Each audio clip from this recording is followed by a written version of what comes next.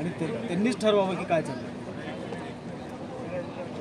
त्यांचं BJP बरोबरचे असणारे संबंध उघडे झालेले आहेत आता, आणि काँग्रेस पक्षाने त्याच्याबद्दलचा असणारा निर्णय घेतला तर अधिक चांगला आहे.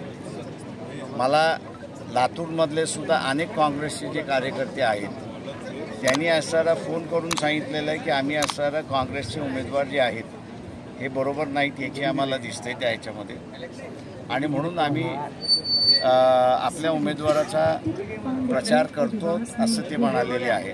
आणि म्हणून त्याला, आणि ही परिस्थिती महाराष्ट्रातल्या अनेक जिल्ह्यांमधली आहे, त्याला अनुसरून मी असताना म्हणालो की येणाऱ्या विधानसभेमध्ये काँग्रेसवाले जर तयार असेल तर एकत्र आपण विधानसभा त्या ठिकाणी लढू शकतो. कारण का आत्ताच्या बॅकग्राऊंडवरती आपण बघितलं तर काँग्रेस पक्षाचं उद्धव ठाकरेंनी आणि NCPने सँडविच केले अशी परिस्थिती आहे.